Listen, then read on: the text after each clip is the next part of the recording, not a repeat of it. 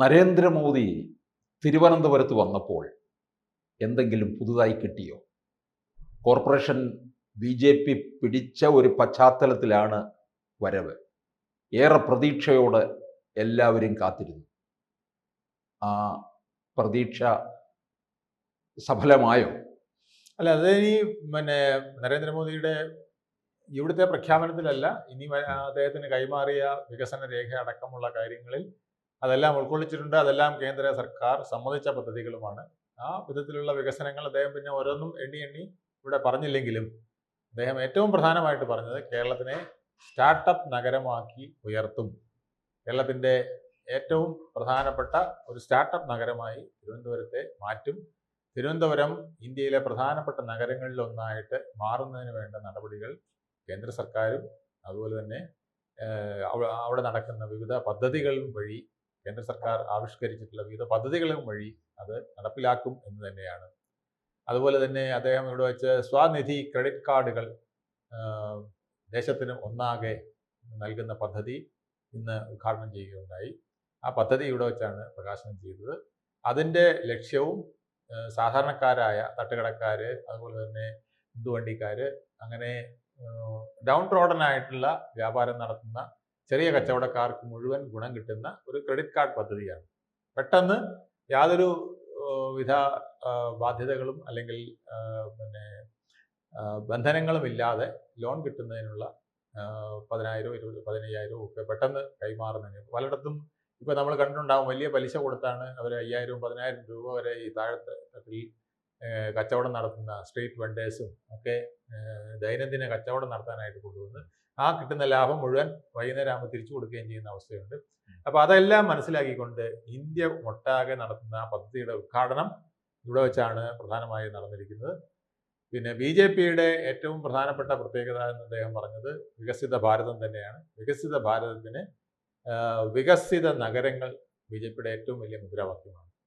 4 കോടി ഭവനങ്ങൾ BJP വെച്ച് ഇന്ത്യ ഒട്ടാകെ വെച്ചു കൊടുത്തതിൽ 1 കോടി നഗര കേന്ദ്രീകൃതമാണ്. കേരളത്തിൽ ആവട്ടെ 25 ലക്ഷത്തോളം വീടുകൾ വെച്ചു കൊടുത്തിട്ടുണ്ട് എന്നുള്ളതാണ്. അപ്പോൾ അത് കേരളത്തിൽ പലരും കൊട്ടിഘോഷിക്കുന്ന പോലെ അല്ലാതെ കേന്ദ്രത്തിൻ്റെ ഫണ്ട് കൊണ്ടുകൂടി കിട്ടിയ പദ്ധതികളാണെന്നും കൂടി അദ്ദേഹം പറയാതെ പറയുകയുണ്ടായി. അതുപോലെ തന്നെ വൈദ്യുതി, ഏറ്റവും ചിലവ് കുറഞ്ഞും ഏറ്റവും നല്ല രീതിയിലും വൈദ്യുതി കിട്ടുന്നതിന് PM സൂര്യ പദ്ധതി അടക്കമുള്ള പദ്ധതികൾ കേരളത്തിൽ നടപ്പിലാക്കുന്നതിനെ കുറിച്ചുമൊക്കെ അദ്ദേഹം സംസാരിക്കുകയുണ്ടായി. അതുപോലെ വളരെ വിഷമത്തോടുകൂടി അദ്ദേഹം പറഞ്ഞത് കേന്ദ്ര സർക്കാർ നടപ്പിലാക്കുന്ന പല പദ്ധതികളും കേരളത്തിൽ നടപ്പിലാക്കുന്നില്ല. PM ശ്രീ ആവട്ടെ, അല്ലെങ്കിൽ 5 ലക്ഷം രൂപയ്ക്ക് ആരോഗ്യ ഇൻഷുറൻസ് നൽകുന്ന പദ്ധതിയാവട്ടെ, ഇങ്ങനെ പല പദ്ധതികളും കേരളത്തിൽ ലഭ്യമാകുന്നില്ല.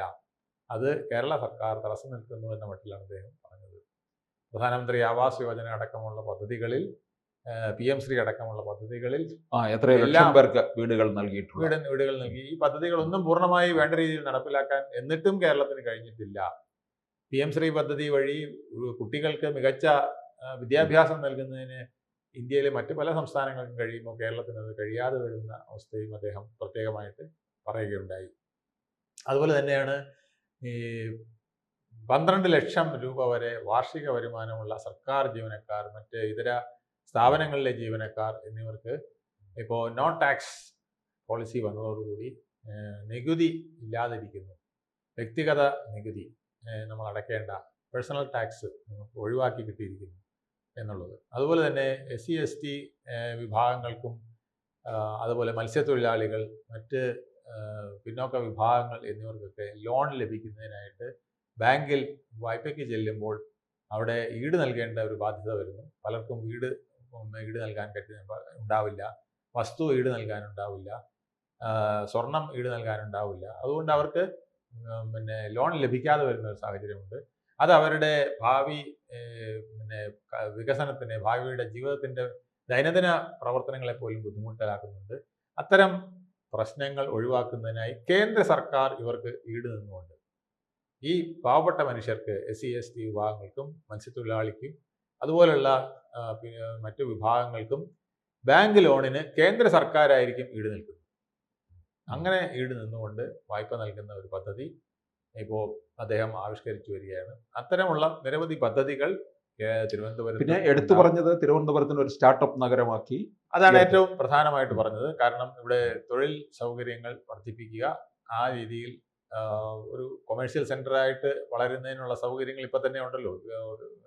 എയർപോർട്ടായാലും വിഴിഞ്ഞം തുറമുഖമായാലും ഒക്കെ വന്നിരിക്കുന്ന സാഹചര്യത്തിൽ ഇവിടെ സ്റ്റാർട്ടപ്പുകൾക്ക് കൂടുതൽ സൗകര്യമുണ്ട്. ഈ തിരുവനന്തപുരത്തുകാർ വളരെ പ്രതീക്ഷയോടാണ് കാത്തിരുന്നത്. കാരണം ഈ തിരുവനന്തപുരത്ത് ഏത് MP വരുമ്പോഴും പ്രത്യേകിച്ച് ഒരു നേട്ടമൊന്നും തിരുവനന്തപുരത്തിന് ഒരു കാലത്തും ഉണ്ടായിട്ടില്ല. തിരുവനന്തപുരത്ത് MP-മാരെല്ലാം തന്നെ വരുത്തന്മാരായിരുന്നുള്ളതാണ്. അപൂർവം ചിലർ മാത്രം.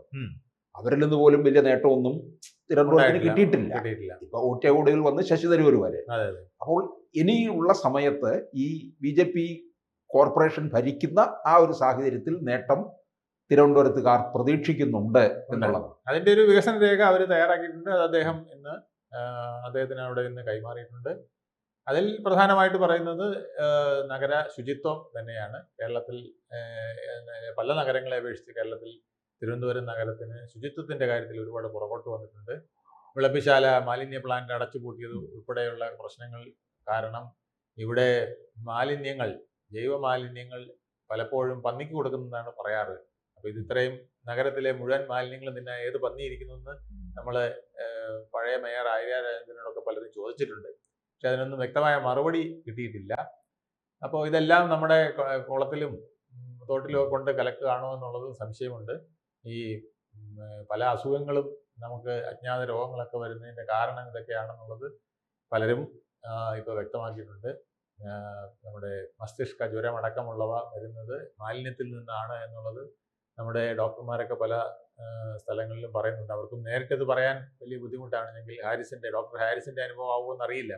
അതുകൊണ്ട് അവരിപ്പോഴും പഠനങ്ങൾ നടത്തി ഇതിൻ്റെ സോഴ്സ് എവിടെയാണെന്നുള്ളത് കറക്റ്റായിട്ട് കണ്ടുപിടിക്കാൻ കഴിഞ്ഞിട്ടില്ല എന്നുള്ള രീതിയിലാണ് ഇപ്പോഴും കിടന്ന് തപ്പിക്കൊണ്ടിരിക്കുന്നത്.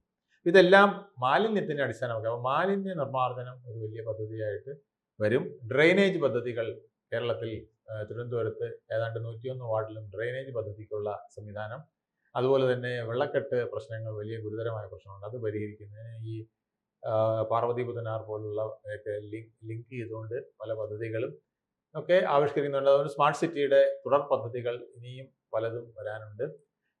നഗരത്തിൽ പട്ടിശല്യം വളരെ പ്രധാനമായിട്ടുണ്ട്. അത് പരിഹരിക്കുന്നതിനുള്ള നടപടികൾ, ഇങ്ങനെ കുറേ പദ്ധതികൾ പ്രധാനമായും നഗരസഭ നടപ്പിലാക്കാൻ ഉദ്ദേശിക്കുന്നവ നഗരസഭയുടേതായ ഒരു പ്രപ്പോസലും നൽകിയിട്ടുണ്ട്. അതും PM അത് അനുവദിച്ച് നൽകുന്ന രീതിയിൽ അതിന് വേണ്ട സഹായം നൽകുമെന്നുള്ള രീതിയിലാണ് ഇപ്പോൾ പറഞ്ഞിട്ടുള്ളത്.